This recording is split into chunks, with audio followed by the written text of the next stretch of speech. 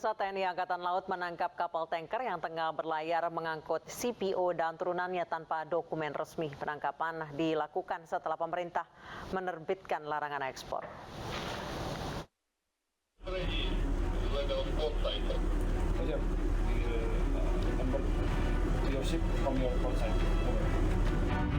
Perburuan bagi kapal yang melanggar larangan ekspor minyak sawit mentah atau CPO dan turunannya sudah mulai oleh TNI Angkatan Laut.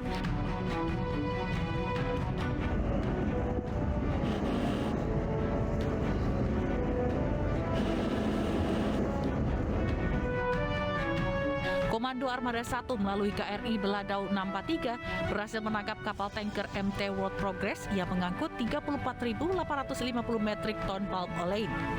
Kapal berbendera Liberia itu bertolak dari perairan Dumai ke Selat Malaka.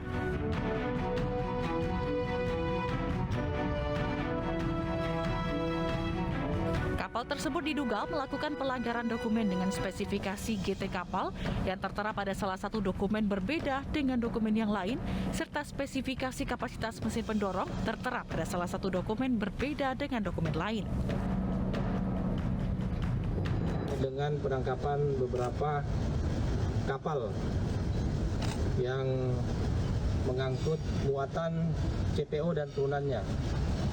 Jadi sesuai dengan instruksi Bapak Presiden bahwa itu mulai tanggal 28 April 2022 sudah tidak boleh lagi, untuk sementara tidak boleh lagi melaksanakan ekspor CPO dan turunannya. Di tempat terpisah, KRI Siribua 859 menangkap kapal tanker MT Annabel yang juga mengangkut CPO sebanyak 13.300 metrik ton dan metanol di perairan barat Kalimantan.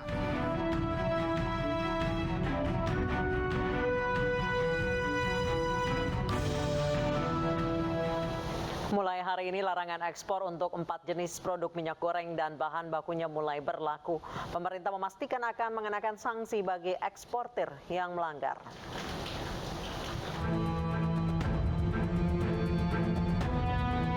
Mulai hari ini, pemerintah resmi memberlakukan pelarangan ekspor minyak goreng dan bahan bakunya. Pelarangan berlaku untuk jenis produk CPO, RBD palm oil, RBD palm olein, dan used cooking oil.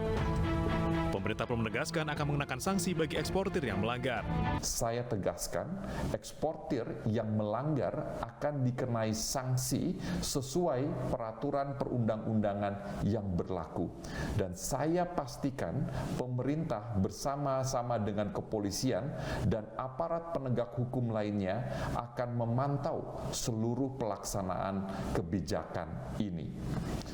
Bagi eksportir yang telah mendapatkan nomor pendaftaran pemberitahuan pabean ekspor paling lambat 27 April 2022 tetap dapat melaksanakan ekspor.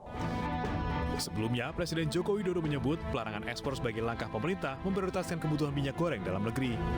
Oleh sebab itu, pemerintah memutuskan untuk melarang ekspor bahan baku minyak goreng dan minyak goreng ke luar negeri.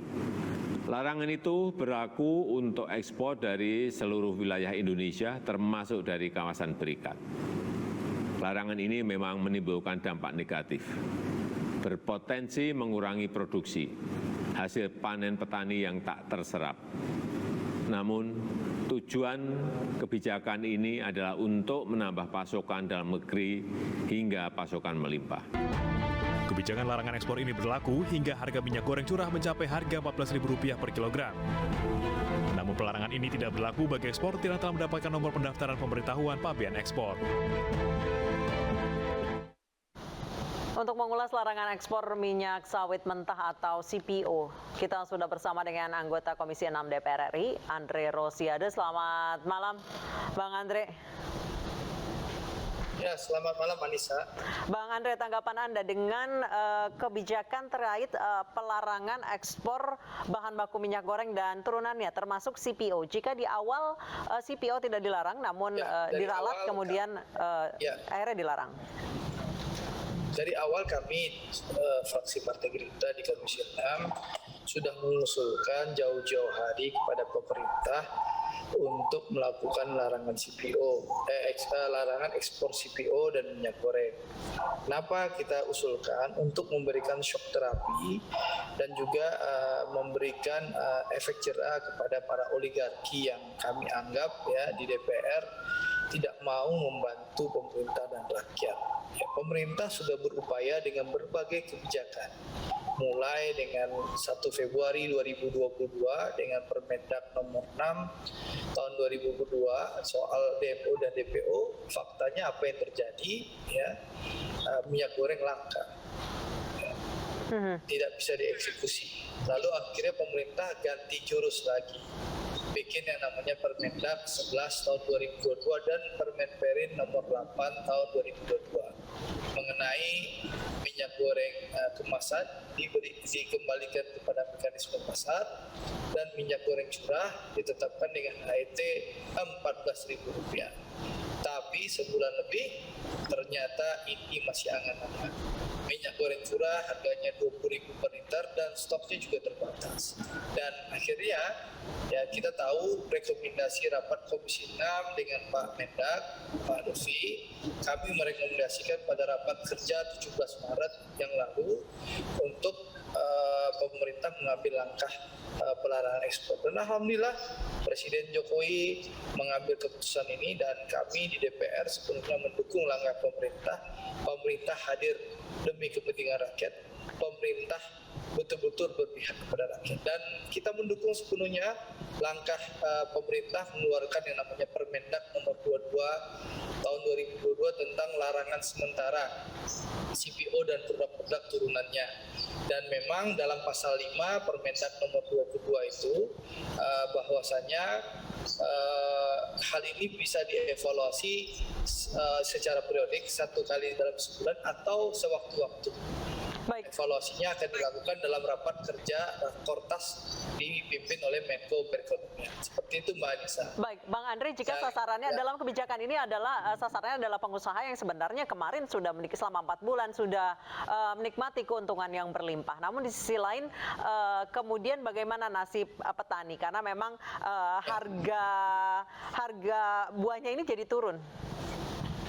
Ya, jadi gini Pak, ada instrumennya sebenarnya. Pemerintah punya yang namanya Permentan, Peraturan Menteri Pertanian nomor 1 tahun 2018, di mana Permentan 1 2018 ini merupakan peraturan yang menjadi pedoman untuk penetapan harga TBS.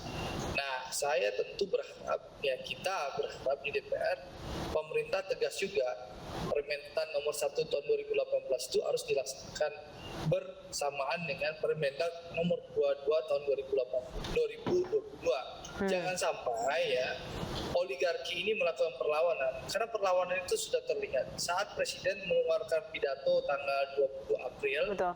Itu dalam beberapa jam kemudian dan sampai besoknya lagi itu harga TBS turun luar biasa. Padahal ekspor masih berjalan dengan normal dan lancar. Dan kita tahu pabrik CPO itu punya tangki yang mampu menampung 2 minggu produksi CPO.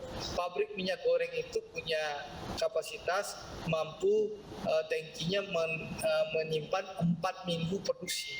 Tapi aneh bin ajaib, sejak pidato Presiden merencanakan pelarangan ekspor di tanggal 22 April yang akan efektif kemarin 28 April hari ini ya, tiba-tiba harga TBS itu turun. Nah, Bang Andre, Anda menduga memang harga TBS itu ada permainan memang dispekulasi supaya harganya turun? Ya, dugaan saya itu bentuk perlawanan para oligarki itu dengan sengaja menurunkan harga TBS sehingga menimbulkan kekisruhan dan akhirnya ujung-ujungnya petani merasa dirugikan dan akhirnya petani melakukan penolakan kepada kebijakan pemerintah. Tapi alhamdulillah saya apresiasi teman-teman petani sawit bisa menahan diri dan percayalah pemerintah tidak akan mengeluarkan kebijakan yang zalim kepada petani sawit dan harapan saya sekali lagi ini Permentan nomor 1 tahun 2018 itu harus berjalan bersamaan dengan Permendak nomor 22 tahun 2022. Baik, Bang Andre. Ya, larangan ekspor jalan, tapi petani nasibnya masih bisa diselamatkan, tidak sampai dizolimi. Bang Bang Andre, jika masalah di produsen sudah terselesaikan dengan kebijakan ini, petani pun jika memang harga tandan buah segar ini ternyata adalah permainan, bisa diatur lagi oleh pemerintah. Bagaimana dengan di level distribusi? Kemarin langkanya Jadi minyak gini, goreng bisa dibilang adalah peran sertanya adalah level distribusi yang menahan pasokan. Ya, jadi gini Mbak, sekarang itu kan dengan Permen Perin 8 tahun 2022, minyak goreng curah itu, produsen minyak goreng curah dan juga D1 dan D2 atau distribusinya di D1, D2 itu kewenangan Kemenperin. Nah, bukan lagi Kemendak. Padahal Undang-Undang Nomor 7 tahun 2014 soal perdagangan itu distribusi itu adalah kewenangan Kemendak. Nah, ini yang perlu dievaluasi oleh pemerintah. Dan saya mengusulkan dan untuk distribusi sudahlah kita tunjuk saja untuk minyak goreng curah ini dari produsen itu langsung ke Bulog gitu loh untuk minyak goreng curah. Supaya apa? Supaya terjaga betul harganya benar-benar sampai ke pasar-pasar tradisional itu betul-betul bisa dibeli oleh masyarakat 14.000 per liter.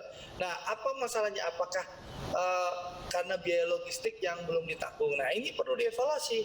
Kalau memang insentif dari BPD PKS itu hanya cukup untuk distribusi ke D1, untuk D2 sampai ke ke pasar itu butuh tambahannya.